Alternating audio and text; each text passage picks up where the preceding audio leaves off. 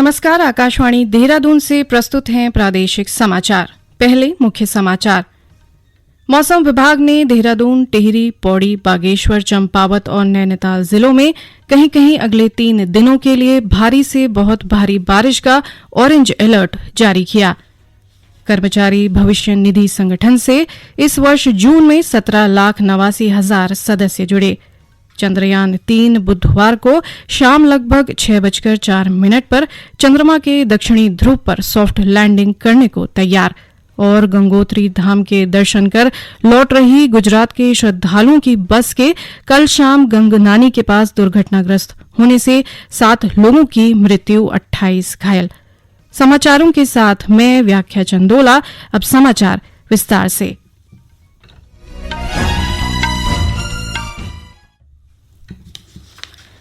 प्रदेश के अधिकतर हिस्सों में कल रात से हल्की से मध्यम बारिश का दौर जारी है। इसके चलते गाढ़ गदेरे उफान पर हैं और राज्य की प्रमुख नदियों के जलस्तर में बढ़ोतरी दर्ज की गई है। राजधानी देहरादून के कई हिस्सों में बारिश के चलते जलभराव की समस्या देखने को मिली, जिससे आवाजाही करने वाले लोगों को दिक्कतों का सामना करना पड़ा। लगातार हुई हल्की से मध्यम बारिश के कारण देहरादून के प्रसिद्ध टपकेश्वर महादेव मंदिर का एक हिस्सा क्षतिग्रस्त हो गया है। वहीं भारी बारिश और भूस्खलन के चलते राज्य के कई हिस्सों में पेयजल और विद्युत आपूर्ति प्रभावित हुई है। प्रदेश के 150 से ज्यादा सड़क मार्ग आवाजाही के लिए बाधित हैं, जिन्हें खोलने के लिए प्रशासन ने मलबा हटाने की मशीनें लगाई हुई हैं।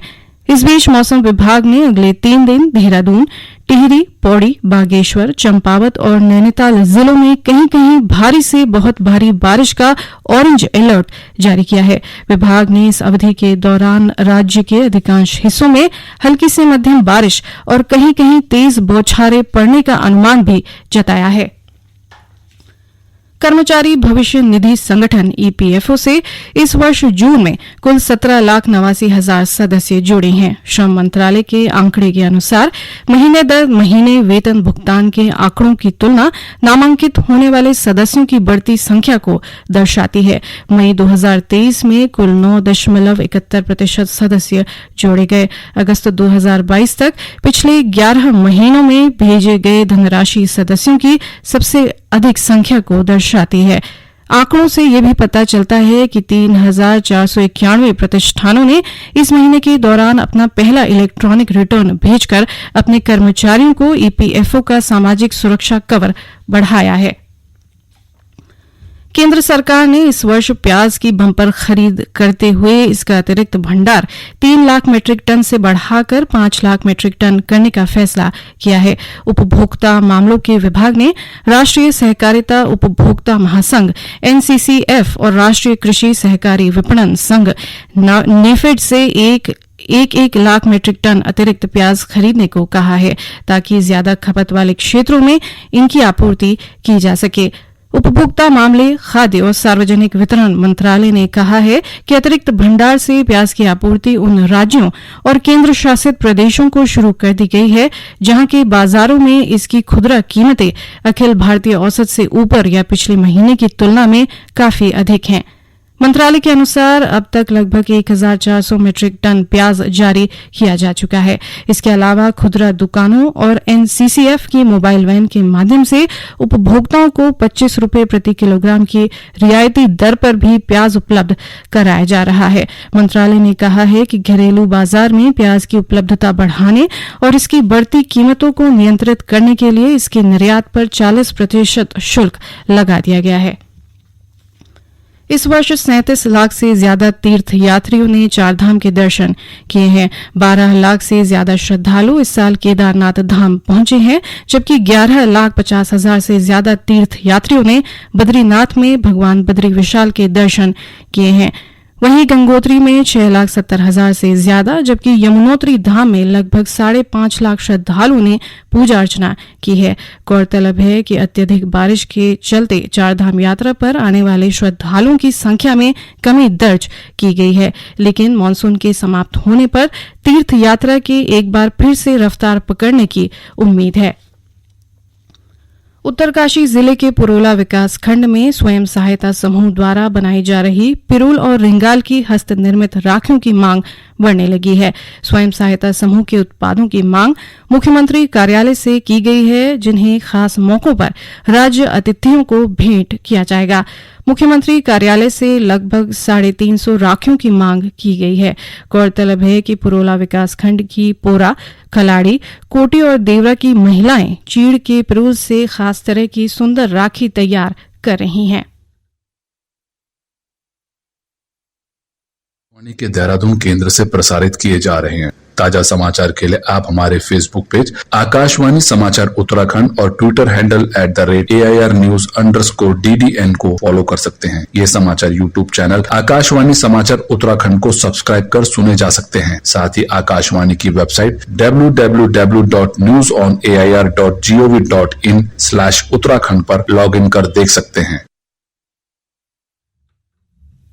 भारतीय अंतरिक्ष अनुसंधान संगठन इसरो के महत्वाकांक्षी अभियान चंद्रयान 3 का बुधवार को शाम लगभग 6:04 पर चंद्रमा के दक्षिणी ध्रुव पर उतरना निर्धारित है।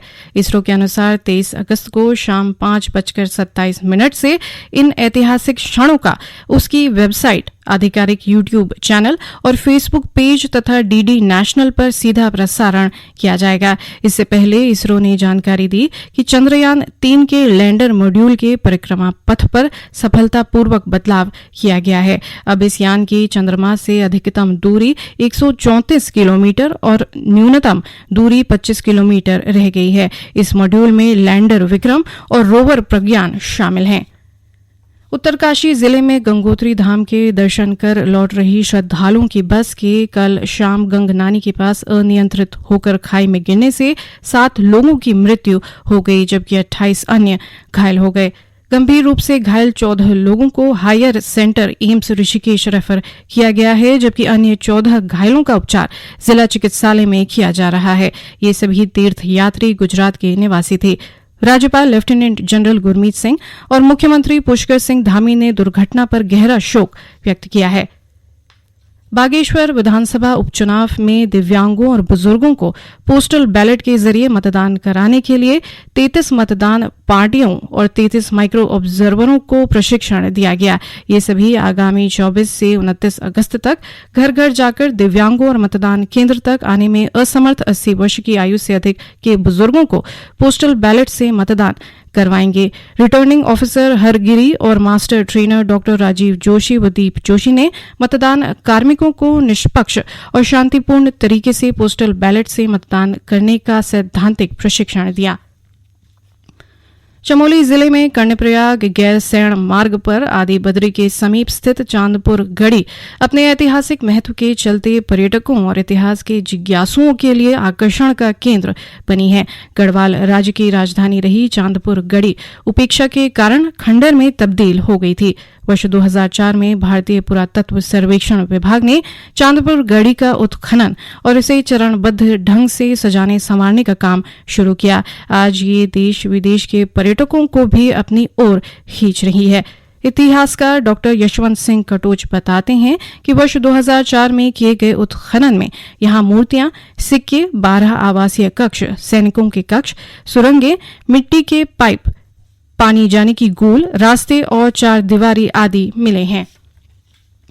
आकाशवाणी का समाचार सेवा प्रभाग हिंदी और अंग्रेजी में अपने साप्ताहिक लाइव फोन इन कार्यक्रम पब्लिक स्पीक में आज रात 9:30 बजे हथकरघा क्षेत्र के लिए सरकारी योजनाएं और पहल पर विशेष चर्चा प्रसारित करेगा। कार्यक्रम के दौरान श्रोता हथकरघा उद्योग के विकास के विभिन्न पहलुओं और किसी भी अन्य संबंधित प्रश्नों सहित विपणन सहायता, हथकरघा बुनकरों के लिए कल्याण योजनाओं पर हमारे विशेषज्ञ से प्रश्न पूछ सकते हैं। श्रोता टेलीफोन नंबर 011-2371-7106 और 011-2331-4444 पर डायल कर प्रश्न पूछ सकते हैं।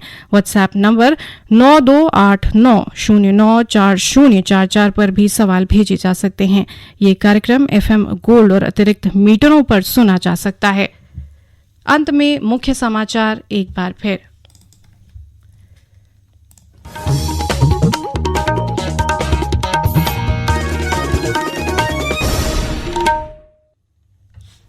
मौसम विभाग ने देहरादून, टिहरी, पौड़ी, बागेश्वर, चंपावत और नैनीताल जिलों में कहीं कहीं अगले 3 दिनों के लिए भारी से बहुत भारी बारिश का ऑरेंज अलर्ट जारी किया। कर्मचारी भविष्य निधि संगठन से इस वर्ष जून में 17,89,000 सदस्य जुड़े।